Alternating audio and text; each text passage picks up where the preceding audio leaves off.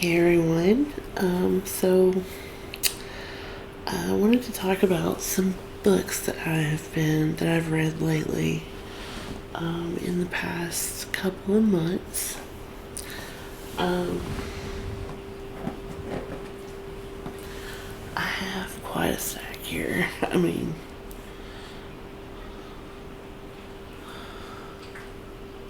been reading like crazy. Um, and the weird thing is, well, actually, there a couple of them I have not um, read recently. But I thought they would fit in. There's one title I did not read recently, but like a while ago. But I thought it fit with the theme because strangely, a lot of these are um, they take place in like during a certain war. There's World War II, World War One, and yeah. There's definitely a theme here, but anyway. So the first one is The Tuscan Child, and this one was really good. It's not the kind of book I would normally read, but I'm weird because like when I pick a book, I have to like the cover and the font. I have to be drawn to it for some reason. Something has to catch my eye. I'm sure that's how it is with everybody. But yeah, so and I like the storytelling in this one because it like switches back and forth between two different characters, two different time periods, two different stories going on. It's really well written, and yeah.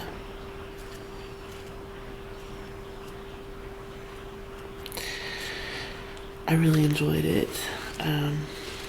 It's about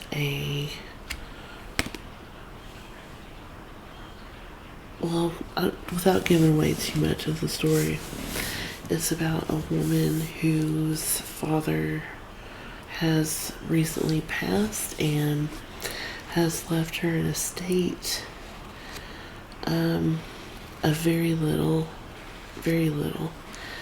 And so, but she discovers something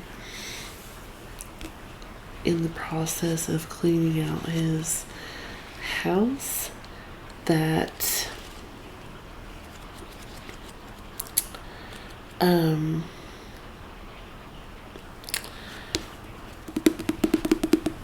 I lost my train of thought in the middle of this. He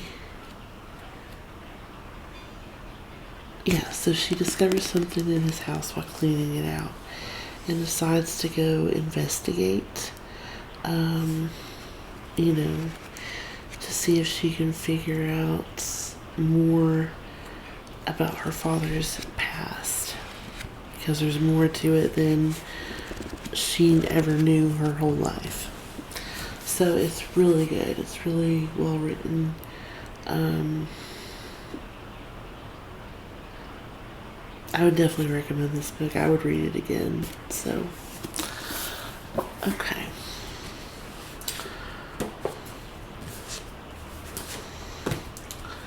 Next is a book called The Four Winds.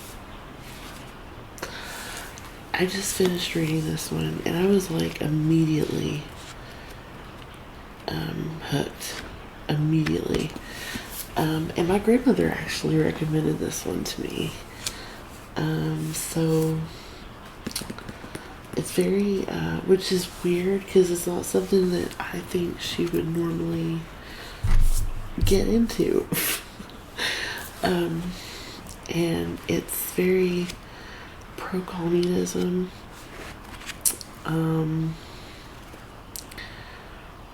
very politically charged. It takes place in the Great Depression.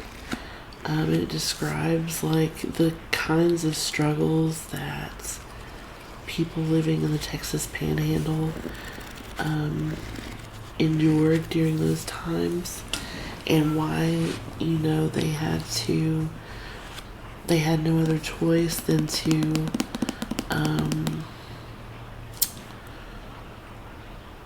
flee to the West because they were getting sick, they were dying, they were starving. There was no water, there was no rain. So,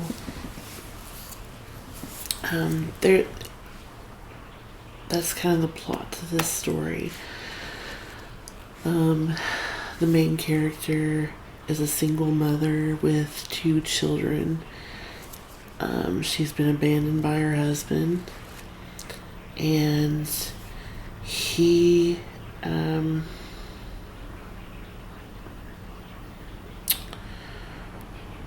so after he leaves, things kind of get more dire, and so they flee to the West like millions of other Americans, and find that life is actually a little bit harder than they anticipated.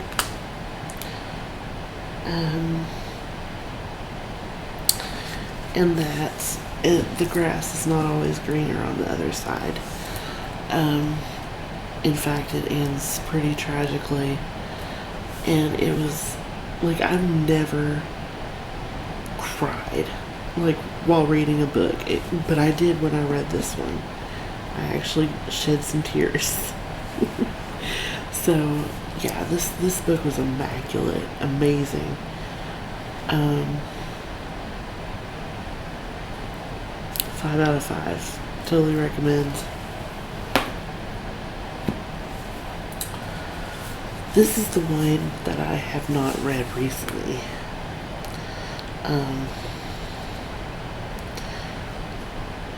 But it takes place during the First World War. It's called The Summer Before the War. It takes place before the first, or around the time that the First World War is starting. And it takes place in a small English European town.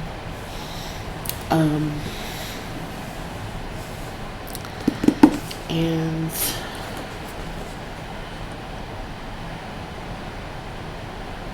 it's kind of a slow read. It's like a slow burn kind of thing. But it's, once it kind of gets going, it's not that bad. But yeah, it's, I actually don't remember a lot about this book, but I remember enjoying it. So, I probably should have read this before I said anything, like reread it. But yeah, I do recommend this book as well. I remember enjoying it very much. So yeah.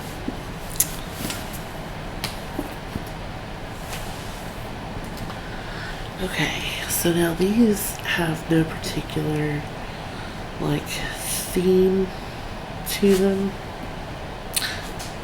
They're just kind of random. This is another book that my grandmother recommended me.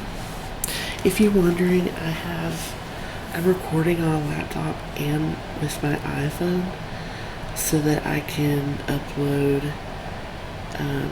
various formats at the same time. So that's why I'm over here kinda, and yeah.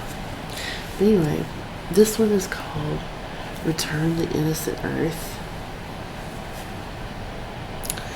And it's written by Wilma Dykeman.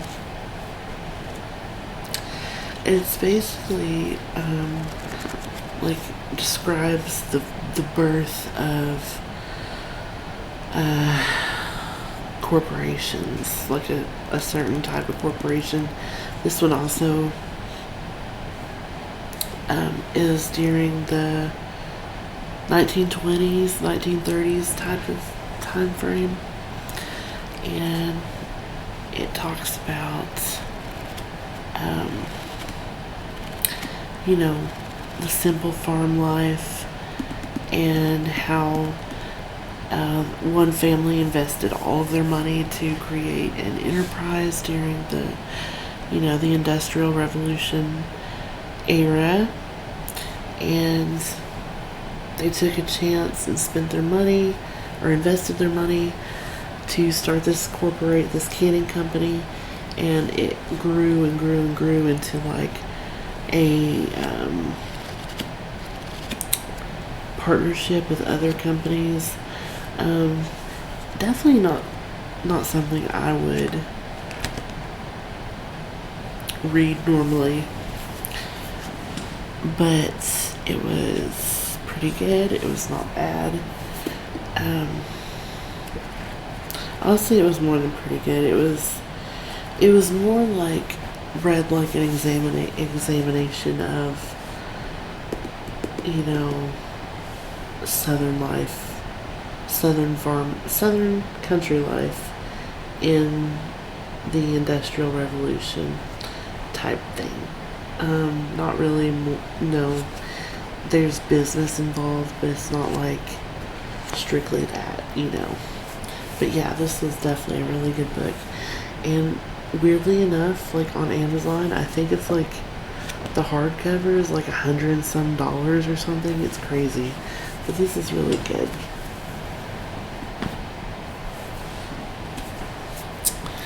So next, I read Memoirs of a Geisha.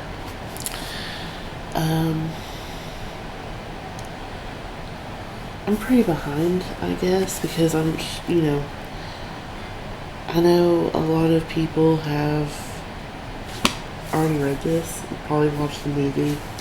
I haven't seen the movie, but I was really, like, it took me a while to get into this. I tried to read it, like I started to read it a couple times, and just never like got into it. But then, like, I don't know, I picked it up and I was like, you know what, I'm going to read this book finally, and I did, and I loved it.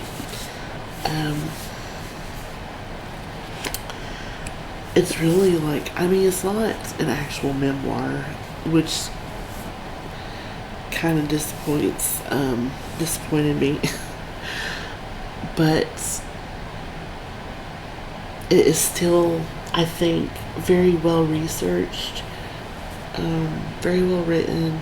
It offers like a really glaring glimpse into the life of what a geisha might have experienced during this time frame. I think this one is also, let's see, I think this one also takes place during the 20s and stuff as well. Let's see. I think it will say,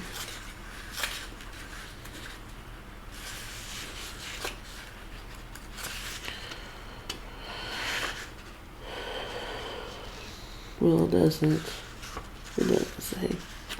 But yeah, she's basically, okay, the 30s, late 30s.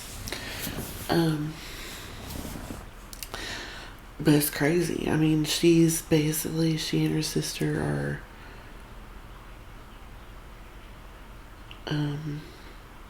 kidnapped and basically sold into human trafficking. And you know, she's transformed from a child, an innocent child, into like a woman of, you know, culture, but also like, you know, it's kind of gross how part of that culture is men old enough to be your father, like, bidding for the chance to take your virginity. It's really gross. But apparently that was the thing. So, Um, Either way, this was a really good read, and I do recommend it. I recommend all these books that I'm recommend. Obviously I recommend all these books. This one, okay. I know I said I don't normally cry, and I don't normally cry when I read books. I did when I read The Four Winds, but I also cried when I read this one. And let me just tell you, this book is amazing. It's probably like the most terrifying thing that I can think of to be like stranded in space. This talks about that. And I mean, it's like, it has a twist in it that you never see. Like, normally you can, kind of follow the path a book is taking and kind of feel for what direction it's going in. This book had a surprise twist. Like, I never saw it coming.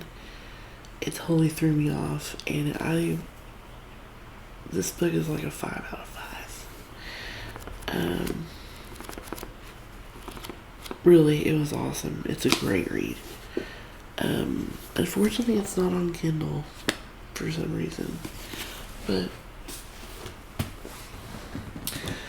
okay. So those are all the books I recommend. This is called Mountain.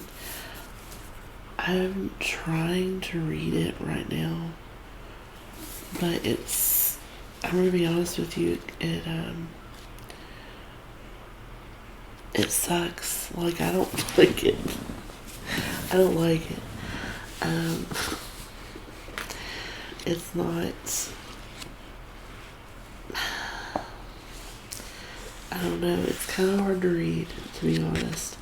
I don't like how he fashions his quotations, but it's kind of a petty thing, I guess, but yeah, so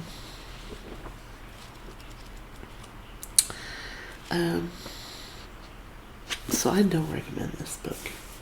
But